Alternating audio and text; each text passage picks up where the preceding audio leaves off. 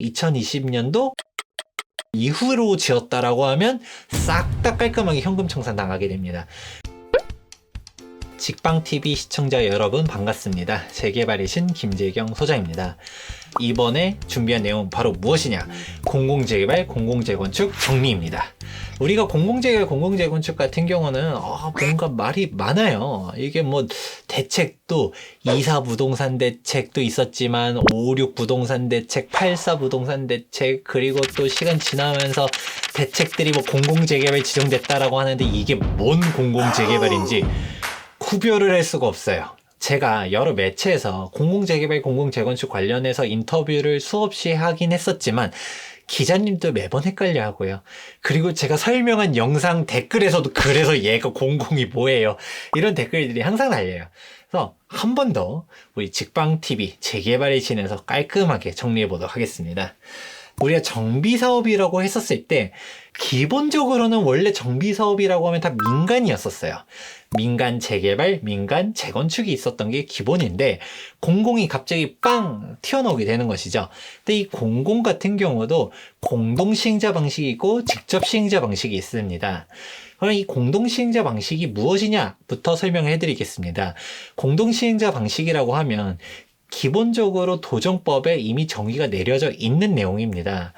우리가 조합이 있는데 조합 혼자서 추진하려고 하다 보니까 좀 전문성도 떨어지는 것 같고 독자적인 추진이 어려울 것 같아 라고 하면 LH라든지 SH라든지 공동으로 참여하면서 시행할 수 있는 게 공동시행자 방식이거든요.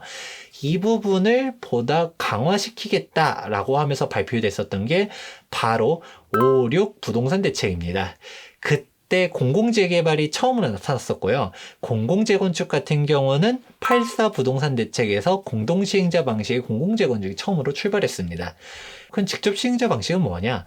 제가 앞서서 공동은 조합이 있고 LH, SH가 있고 같이 한다라고 했었는데 직접시행자 방식은 조합이 해산돼요.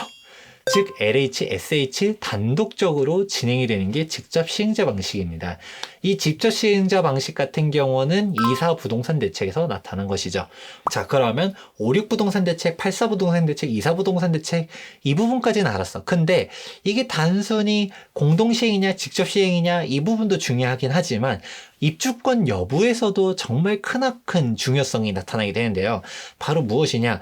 공동시행자 방식이라고 하면 우리 권리산정 기준일을 2020년도 9월 21일로 하겠다라는 내용들이 발표가 됐습니다. 그러면 재건축 같은 경우는 사실 옛날 옛적에 지었잖아요. 그래서 상관이 없겠지만 재개발 지역 같은 경우는 신축 빌라들이 있겠죠. 이 신축 빌라들이 옛날에 지었었으면 상관없겠지만 2020년도 9월 21일 이후로 지었다라고 하면 싹 다 깔끔하게 현금 청산 당하게 됩니다. 그리고 24 부동산 대책 같은 경우는 한술 더 떠서 2021년 2월 4일 이후로 새롭게 매매 계약을 체결한 모든 사람들은 싹 다 현금 청산 당합니다. 이게 뭐야? 보통 기본적으로 도정법이라는 게 투기와의 정쟁이었어요. 이렇게 해서 막 입주권 여러 개 만들려고 쪼개고 저렇게 해서 입주권 여러 개 나오려고 쪼개고 하니까 이때 이후로는 쪼개지 마 하면서 막 막아왔었지 정상적인 물건 같은 경우에 거래를 막진 않았었거든요. 근데 24 부동산 대책 같은 경우는 정상적이었던 물건조차도 싹 다 안 줘버립니다. 그러니까 난리가 나게 되겠죠. 이게 공공도 어떤 공공이냐에 따라서 현금 청산일 수도 있고 아닐 수도 있고 똑같은 공공이라 하더라도 어떤 물건이냐에 따라서 현금 청산일 수도 있고 아닐 수도 있다라는 부분들을 알아두셔야 됩니다. 그러면 이제 이런 개념들을 안 상태에서 구체적으로 내용들 하나씩 보도록 하겠습니다. 우리 도시 및 주거환경정비법 77조를 보게 되면요. 권리산정 기준일이라는 개념이 나오게 됩니다. 투기 방지를 위해서 시도지사가 정하는 날짜라고 되어 있게 되는데요. 이거를 지정하게 되면 이 이후로 쪼갠 물건들은 입주권이 안 나오게 되는 것이죠. 그러면서 우리가 2020년 9월 21일에 공공재개발 공모가 있었습니다. 유의사항 뭐라고 써 있나요? 공공재개발 후보지 같은 경우는 앞서 봤었던 도정법 77조에 따른 권리산정 기준일을 공모 공고일로 할 수 있다라고 써 있죠. 그래서 사람들이 아니 억울해 공공재개발이 될지 안 될지도 몰랐는데 어떻게 2020년도 9월 21일로 소급을 하냐라고 하지만 이미 여기 후보지들이 다 알고 신청한 거예요. 그런 식으로 우리가 주의할 필요성이 있고, 그렇게 해서 진행됐었던 공공재개발이 2021년도 1월 15일자에 1차로 지정이 됐었고, 2차로 지정된 게 3월 29일입니다. 여기서의 공공재개발은 공동시행자 방식이다. 그러니까 신축 빌라만 조심하면 입주권 나오는 데는 문제가 없다. 그리고 2021년도 4월 7일자로 공공재건축 선도사업 후보지들이 발표가 되었는데, 여기는 공동시행자 방식이다 라는 부분들도 알아두실 필요성이 있습니다. 2021년 3월 31일에 발표된 공공재개발은 직접 시행자 방식이에요.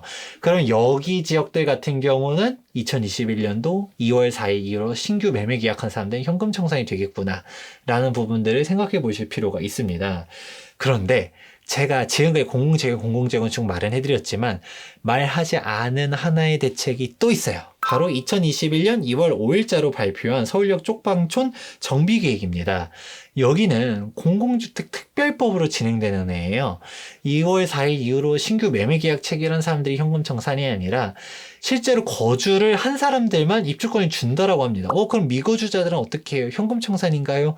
네, 맞습니다. 하지만 실거주를 하지 않았다 하더라도 1세대 1주택자라고 하면 우선 공급권을 부여한다라고 합니다.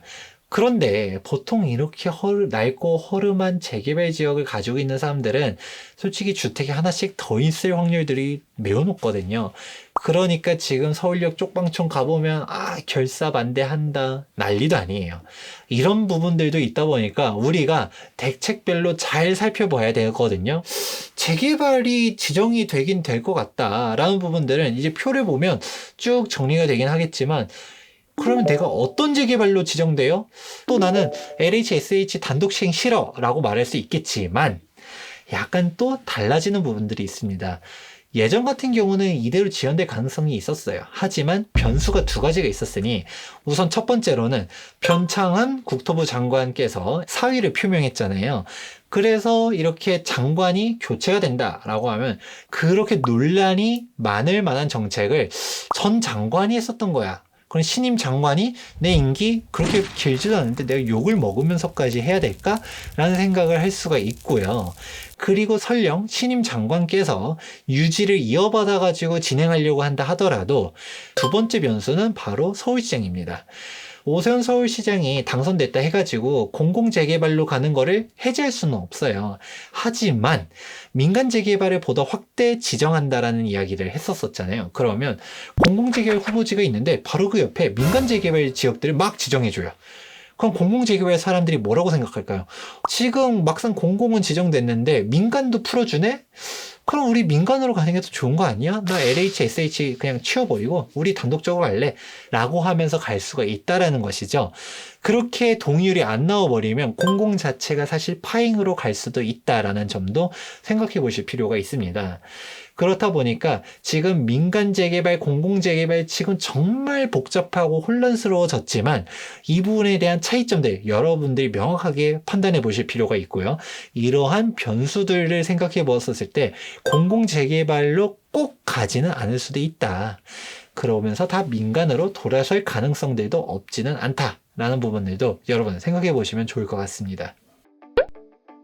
재개발 참 복잡하고 헷갈리죠. 하지만 여러분들에게 보다 쉽게 전달할 수 있도록 앞으로도 좋은 영상으로 찾아뵙도록 하겠습니다. 도움되셨다라고 하면 좋아요와 구독하기 눌러주시는 거 잊지 말아주시고요.